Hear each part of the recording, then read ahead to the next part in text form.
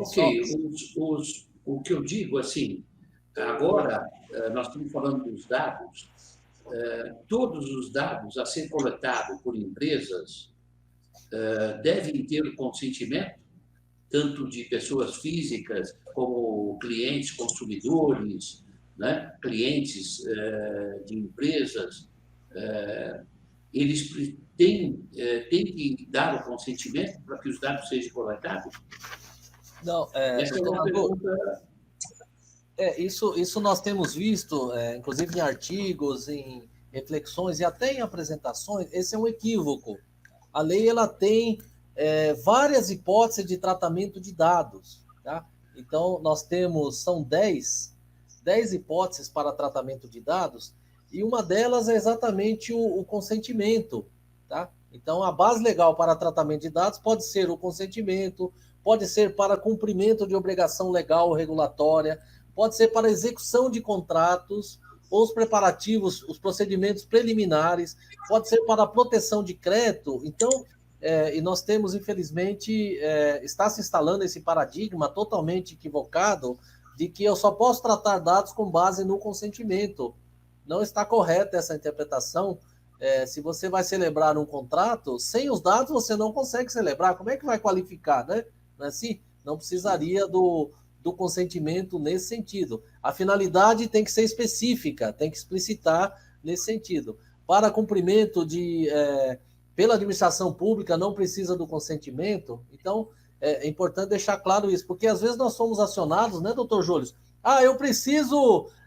são 3 assuntos que chegam na nossa mesa. Para adequar, eu preciso da política de privacidade.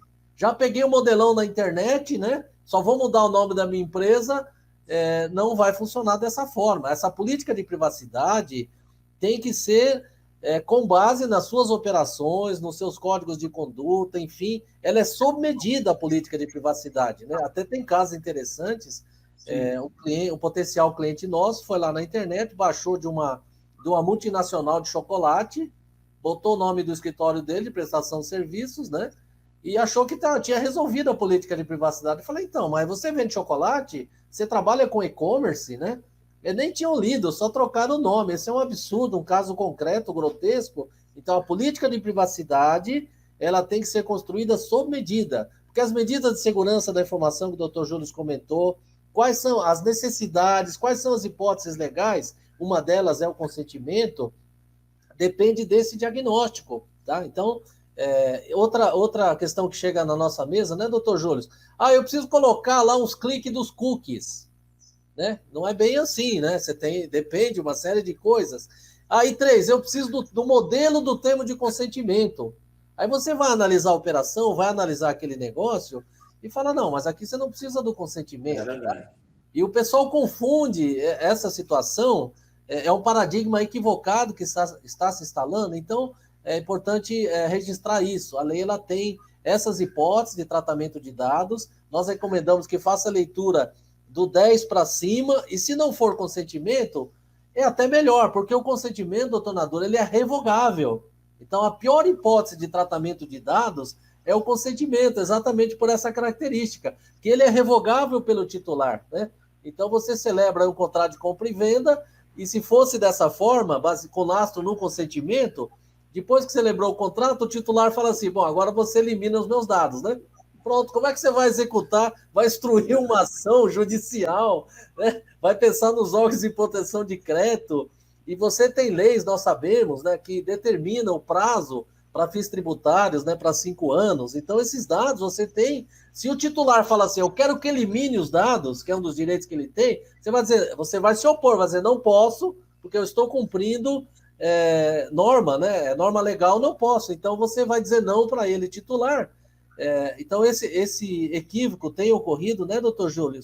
Nós temos aí, vale a pena dar uma olhadinha nessas 10 hipóteses de tratamento de dados, há uma confusão equivocada nesse sentido, e o termo de consentimento nas hipóteses, né, necessárias. E o que nós temos, aliás, vou dar um caso concreto, lá na Europa, tem casos assim, vou dar um exemplo concreto, aconteceu na Grécia.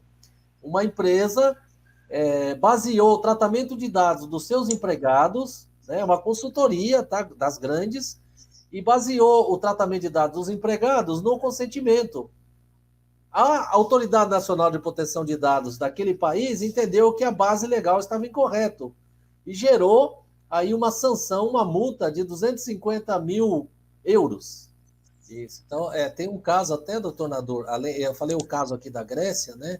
Empregado que o empregador, né, fez o fundamento jurídico equivocado, né? E estranho porque, assim, não sei quem, acho que talvez no assodamento, vamos, né, fazer rápido, então tem que tomar muito cuidado com isso.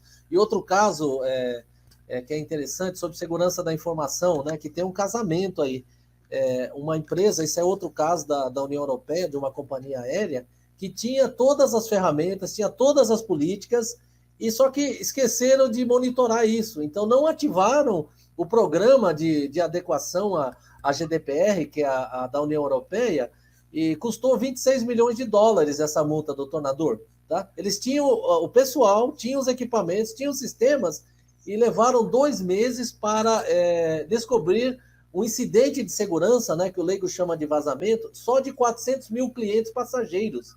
Então, dados foram vazados, dados inclusive financeiros. Então, esse é um caso de que o Peopleware, as pessoas, são fundamentais para essa nova cultura da proteção, da finalidade.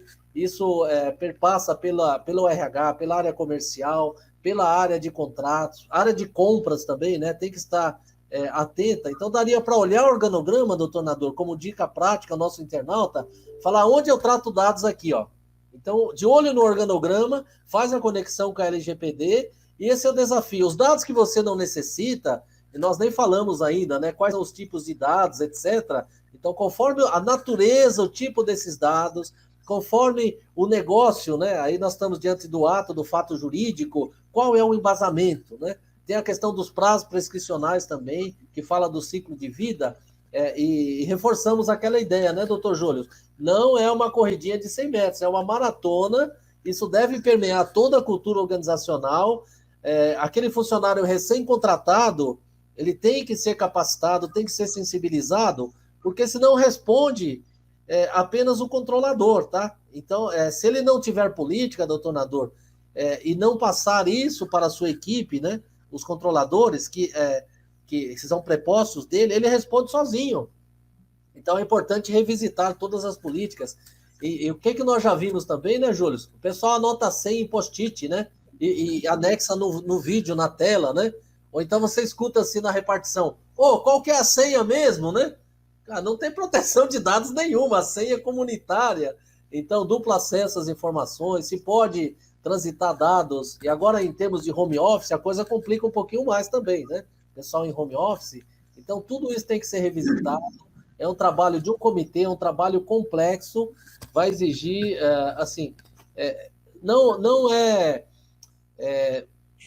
complicada a implantação. Um monte de coisas, né, tem que ser feita. Então, tem que listar umas ações e seguir, né? Seguir, e depois que os técnicos que ajudaram, eventualmente os consultores, eles têm que ficar na organização, né, doutor Júlio, para que essa cultura se incorpore, né, nos valores institucionais e proteja aquela operação. Mas tem potencial. Pode ser uma ameaça ou pode ser uma oportunidade, tá?